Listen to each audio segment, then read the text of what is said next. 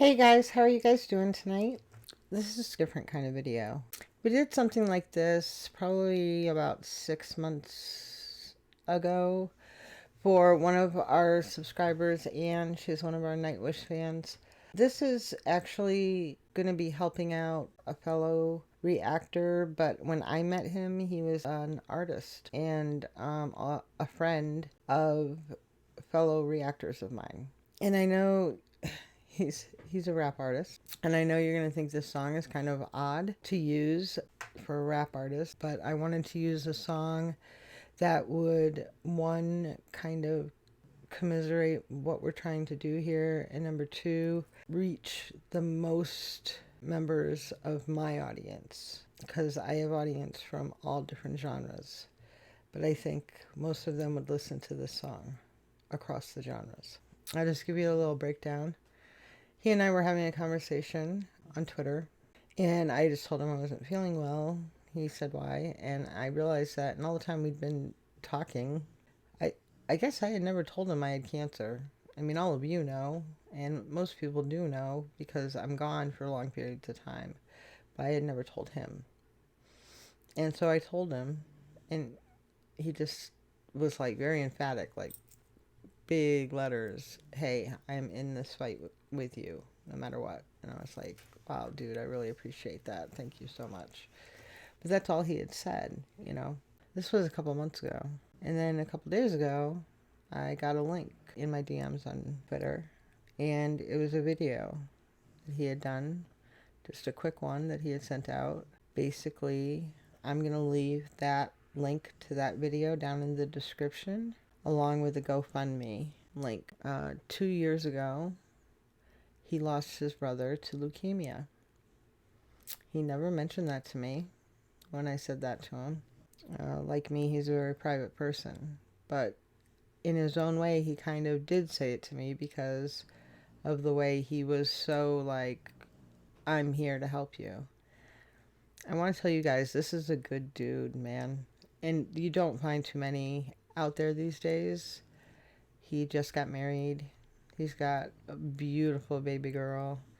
He's out there working every single day to make a better life for him and his family. He's got all the right values, all the right morals, all the right judgments to just be doing things the right way, which you don't find a lot today, you know? Sorry, I'm a little emotional. Anyway, my best friend comes and stays with me. Rather than me hire a companion aide that I don't know, she said she would come and stay with me 5 days a week for 4 hours a day, so I wouldn't have to do that. She quit her job to do that for me. She had a lease on a car, and she had to turn it in.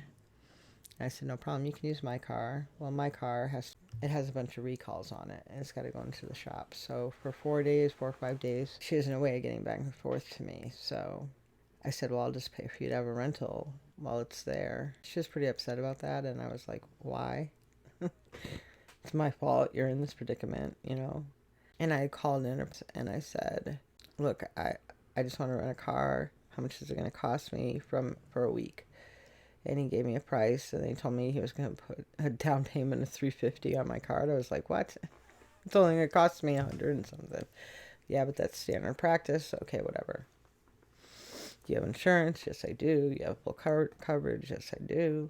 And I said, can I add another driver to the car? Yes. If they're over 25, it's this much. But they have to come in with you when you put the money down on the car. And I said, well, can't I just give them my card and they can come in and pick up the car? No.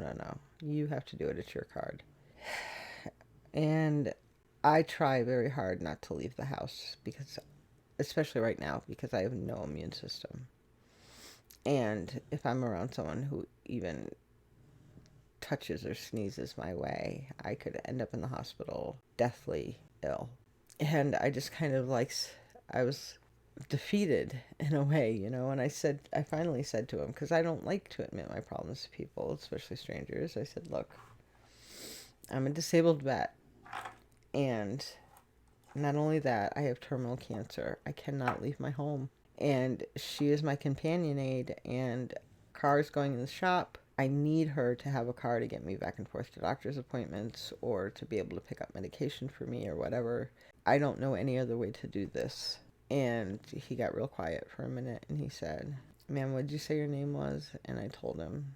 And then he asked me all my card information. He said, "Does she have full insurance?" And I said, "Yes, she does." "Is she over 25? "Yes, she is." "Okay. He must have run my card and it went through." I think that's what it was. But he said she can come on in and pick up the car. And I was like, thank you so, so much. And that's what I mean by there's still good people in the world. But the story doesn't end there. Hung up the phone with him, and about, I don't know, 20 minutes later, he called me back. And he said, "Hi, this is Oliver." And from the car rental place. And I said, "Hi, Oliver." And he said, "I just want to let you know I work with an organization. I'm a veteran as well," he said. "And I work with an organization that deals with veterans who are dealing with cancer in their family. And there's a lot of us, by the way, because of the burn pits and stuff like that." And he said, "And the financial devastation it can have. And we do, this golf thing every year, and we do this and that. We raise all this money." He said, "I'm going to send your friend home with some paperwork. I want you to fill it out, give it to your doctor, have your doctor sign it, and get it back to me." He said, I'd like to get you some help."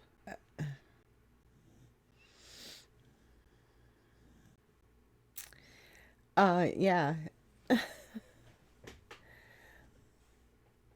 There's still good people in the world today.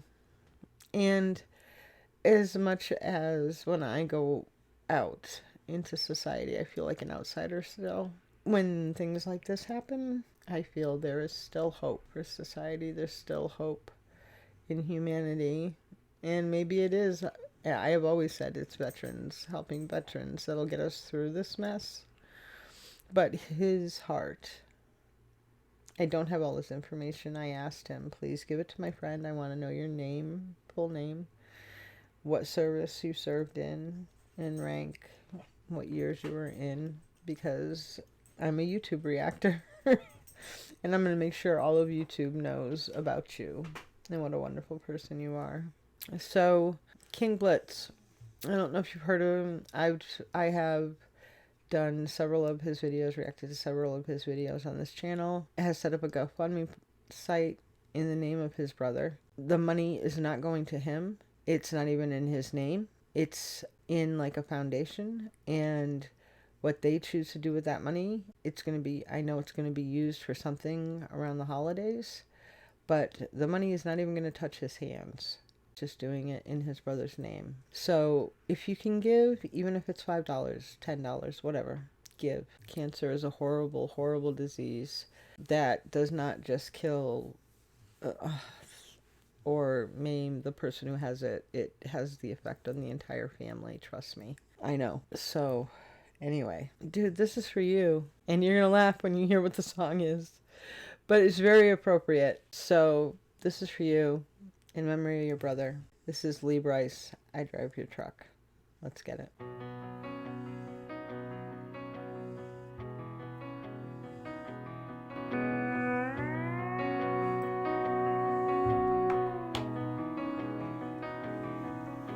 $0.89 in the ashtray, half-empty bottle of Gatorade rolling in the floorboard. That dirty Braves cap on the dash, dog tags hanging from the rear view, old skull can and cowboy boots, and a gold army shirt folded in the back. This thing burns gas like crazy, but that's alright. People got their ways of coping, oh, and I got mine. I drive your truck, I roll every window down, and I burn up every back road in this town. I find a field, I tear it up till all the pain's a cloud of dust. Yes, sometimes I drive your truck.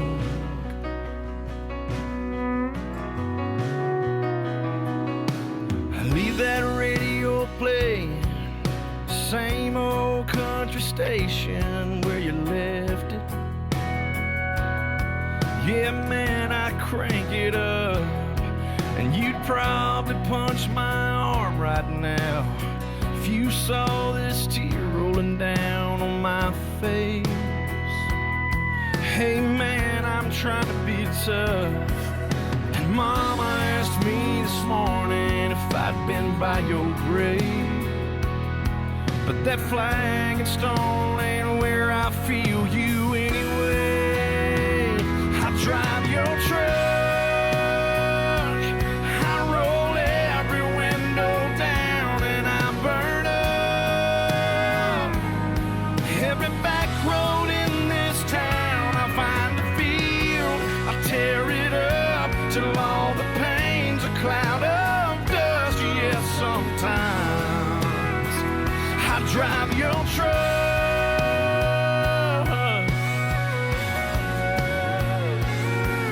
I've cussed, I prayed, I've said goodbye, shook my fist and asked God why. These days when I'm missing you this much, I drive your truck, I roll every window down, and I burn up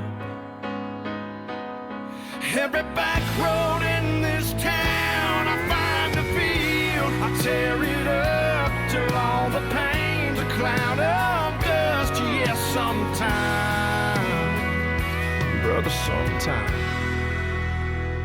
I drive your truck.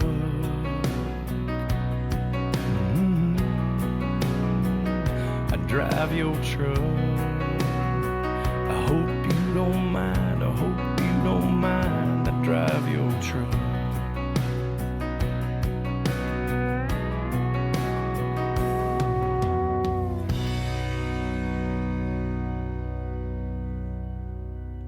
So, the reason why I picked this song, and trust me, being in the military, I think we know every single song that there is to be sung about losing somebody, because we've lost a lot of people. I have in the last 15 years. I've been to too many funerals, too many memorials, sent too many bouquets of flowers, and just listened to too many songs. The reason why I picked this one is because it's about brothers. It's simple as that. It's got nothing, and it doesn't have to be about one losing a brother to the military. It just has to be about understanding what a brotherly bond is like, you know? So, again, if you have lost someone to cancer, or if you know someone who has survived it even, please, you know, just give a little bit of what you can. Maybe down to their GoFundMe page, because I think they're do something really cool during the holidays in his brother's name. So, like I said, the money doesn't go to him. It's not, nothing in it is in his name. It all goes to the foundation. So, please, if you want to watch his video, I'll put the link to his video is going to be down below, as well as the link to the GoFundMe page. You guys have a good evening, and yeah, take care of each other, because nobody else is going to. Ciao.